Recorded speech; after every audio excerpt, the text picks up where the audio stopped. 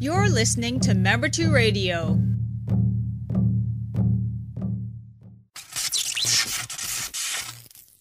And I have some very special guests here in the radio station. As you know, C99 has incredible music. But of course, we have incredible guests. There also is a group of people that are walking through. They are doing the 7,000 kilometers in 8 months. Yes, you heard me, 7,000 kilometers in 8 months. From the Atlantic Ocean to the Pacific Ocean. This is called the Walks for Nations. This is part of the 7th Generation Healing Network. And they have some wonderful stories that they're going to share, of course. The reason they're doing this is to raise awareness and funds for the 7th Generation Urban Youth Safe House Healing Program, which is called, by the way, one of you guys could say this. The Oasis Naganote Healing Program, which in the Cree language means here the children come first. Oh, I love the way that you say that, and I love the way that you can translate it from the Cree into the English language, as we call it. I noticed that. Could you please introduce each individual in this room? I'll have them introduce themselves. Hi, my name is Irvin Chartrand. I'm Kenny Kotash.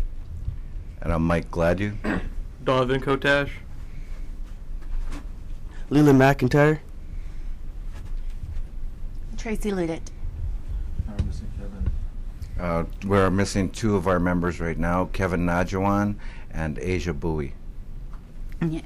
But while you're walking, you guys came from Newfoundland, starting in the Mi'kmaq country, and that must have been quite a great experience for you.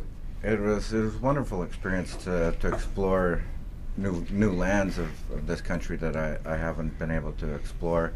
We began our journey in Con River, the Mi'apukek Mi'kmaq First Nations, and our destination will be Vancouver Island, Campbell River First Nations.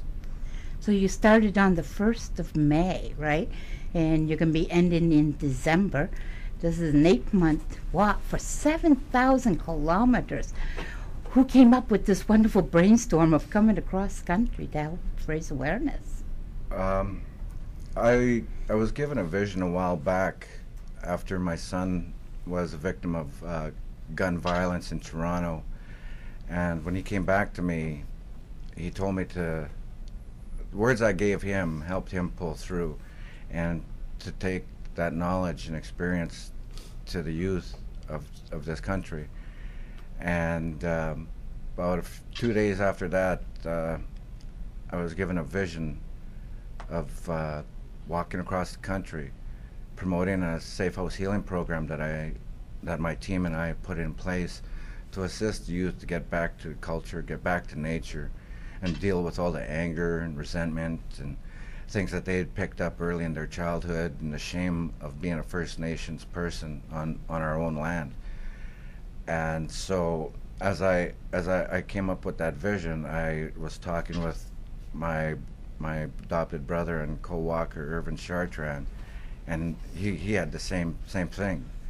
So we basically said enough's enough, it's time to get it happening. And in the last 2 years we've done some promotion for it, knowing that our stories needed to be shared so these youth across the nation can understand that everyone's going through this, and we help promote that understanding of the damage that came with the residential schools and the residue and lateral effects that happened to the following generations, taken away from our family way of life and our community mindedness, to now where we're sitting in greed and jealousy and envy of other people and other nations, where our 7 sacred grandfather teachings is promoting kindness, love, family, and support, something that's not out there right now. So Irvin and I decided it was time to walk across the nation and help the youth, let them know that our culture is a very loving culture, and We don't need to hold this animosity any longer, and we can heal from it. The government, they're trying to set us up for a fall, investing 158 million into prisons, where they should be building healing lodges and assisting in the damage that was caused. They choose not to. That's fine with us. We forgive them for that, but we're still going to ask the nation to help us heal together and promote what traditionally is our way of life, where we found our peace and balance. So the 7 teachings are actually from the traditional teachings. Yes, they are. So, and there's always a counterpart to those teachings. It's the negative part, Yeah. which is what most of our youth are facing today. Absolutely. Right? But I've also noticed that you're doing the outdoor cultural camp. Yes. So what are some of those on-hand teachings that you'll be doing with that? Well, what we've done is I've been trying to put this Safe House Healing program in place for the last 2-3 years, and we had some wonderful responses to our organization, to where 2 Native communities have donated us land. One of the communities in Ontario is it's just a strict ceremonial people, where they don't have what the urban cities offer in a negative manner.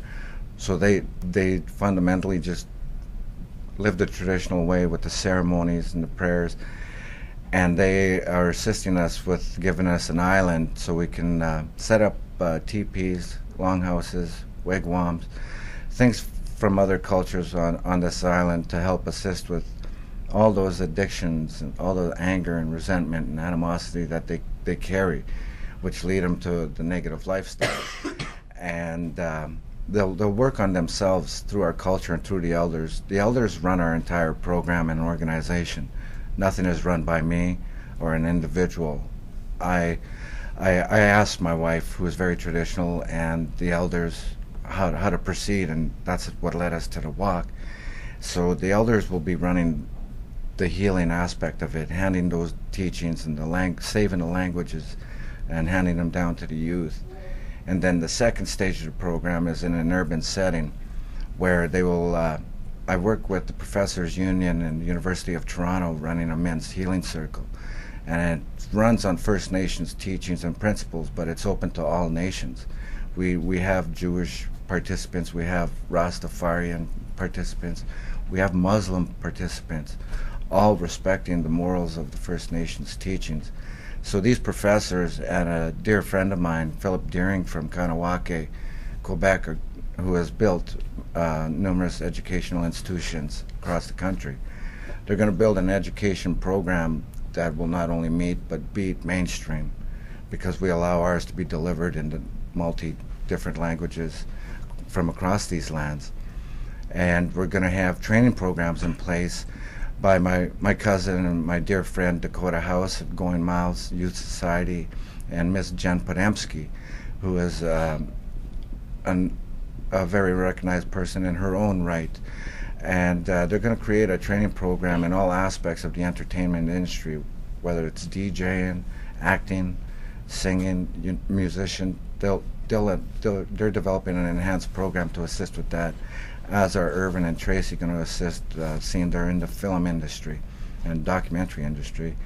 And myself and a few of my partners are going to develop a construction certification trades program with and without green technology, because First Nations teachings and ways of life were always friendly to the environment and to Mother Earth, giving her that respect.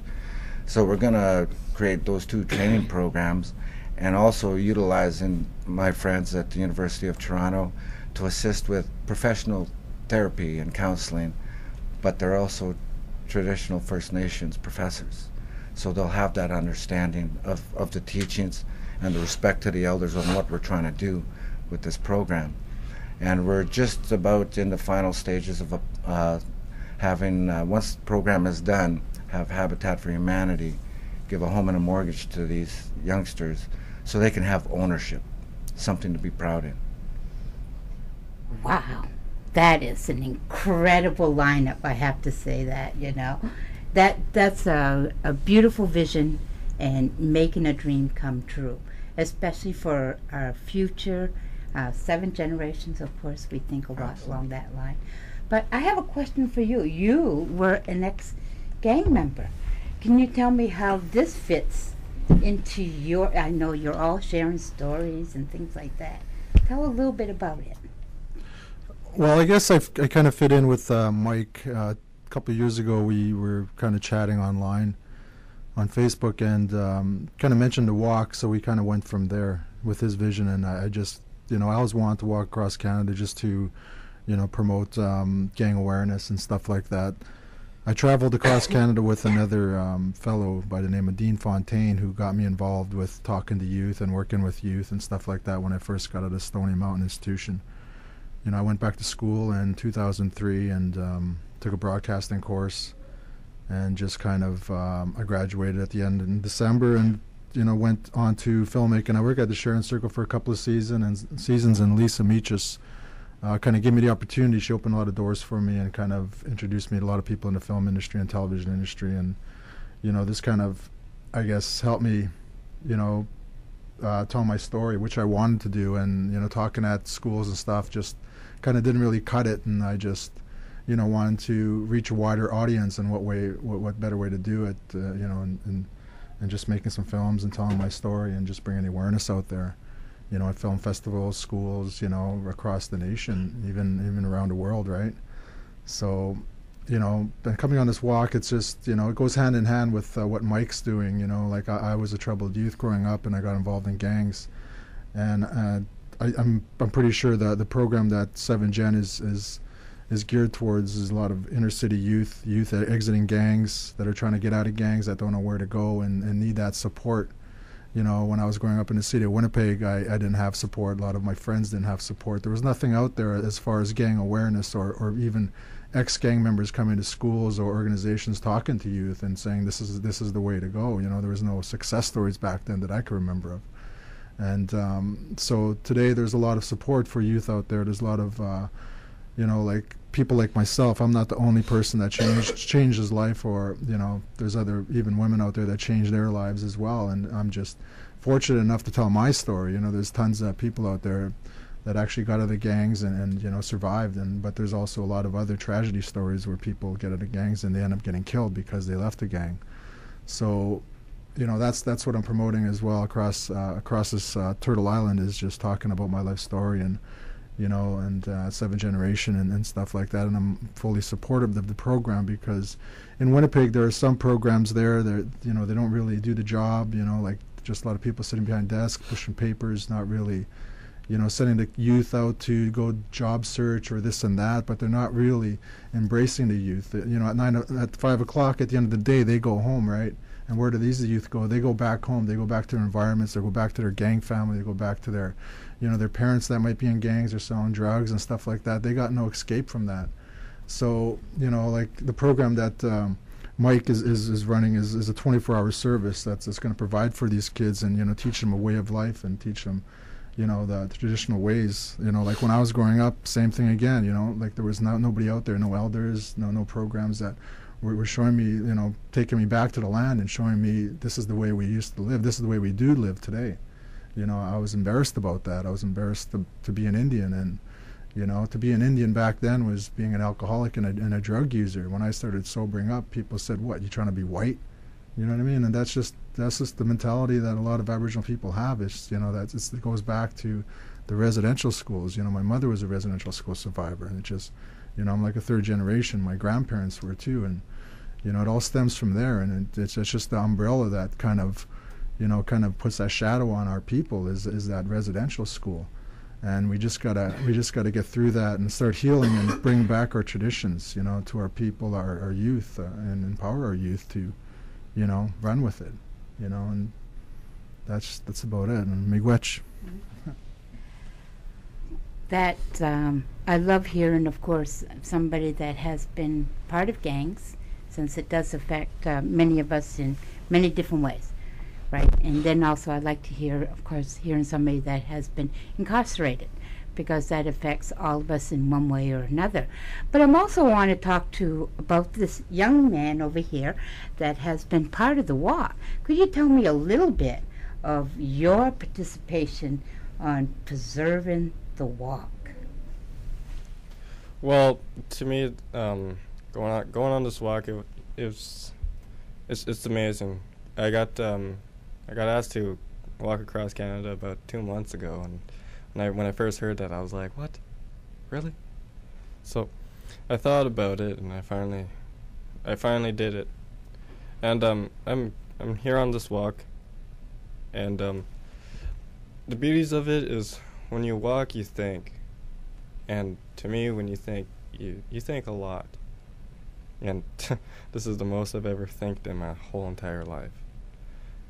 And to me, it's finding myself as a person, and each day it's making me more proud and proud to be who I am as an Indian. And yeah.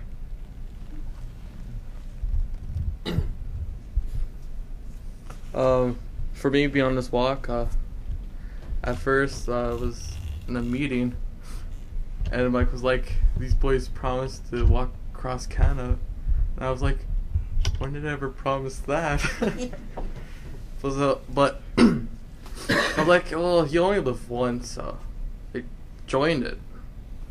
And then when I never learned my native culture, so when I started walking, I learned a lot of things about my native culture, and some of them I like the pipe ceremonies and being a firekeeper.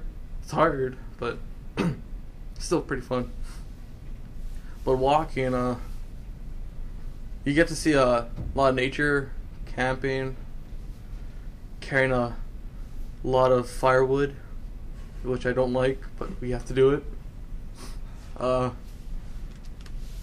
We saw like a lot of animals, a lot of eagles. I find it pretty cool. Yeah. And now for the shy one. Yeah. Well, before I went on this walk, I met my uncle. Didn't get to know him. I met him 1 year when I went to a powwow, right? And I met him there. I see my aunt, and my aunt introduced me to him, and I looked at him, and I'm like, oh, pretty cool. He's a cool guy. And then a couple of years later, I never talked to him, and I got on with my life. And I was in school, but I wasn't going to school. I was drinking every day. I was doing drugs. And then my principal came up to me like this year, and she's like, yo, I had enough with you. Like, you don't go to school. All you do is drink and do drugs. I don't want that stuff around my school. And I'm okay. And then so I talked to my uncle, and I went to this men's circle every Monday, right? And it helped me a lot every day. And then after the men's circle, I would go over with my uncle to his house and stay there till Thursday, and we'd sit there and we'd talk, right? And it's just, I didn't know anything about my Aboriginal culture. All I was with was white people and black people, and in the street life. That's all I knew. So getting to know my native culture, actually, I understand why I'm on negative. But when I'm out here in the country, it's like I'm peaceful and I'm at ease. So I'm walking from my grandma because she's a residential survivor, and I'm walking so I can show other families, Aboriginal families, that it's kind of hard to change, but change is a good thing. Some people are afraid of changing. I'm blessed that my mom's coming down on the 29th to walk with us. That's one thing that I would never thought would happen, but I prayed it would happen, and it's gonna happen. So when I'm out there walking on the highway just by myself, I just think about life in general, and why I turned out negative, and then how I could fix that. I prayed every time I walk. I just sit there and pray, and then I get happy when someone else wants to walk with me, but usually we just walk by ourselves, so we can get the time to heal and understand why we're walking, and just to heal. And I'm just blessed that my uncle asked me if I wanted to go for this walk, and I said yeah, I think it would be awesome. Well, this, of course, has been an amazing having this group of people come here. For more information, you can go to 7, as in the number 7, Generations Healing Network at groups.facebook.com. And I love what they all had to say, but the most wonderful thing is that there is hope, and that is the best thing that I've heard with everybody talking, especially when you have multi-generation, and not only that, but multicultural, come together, going across the country on territorial lands. So, wala yo, numutas.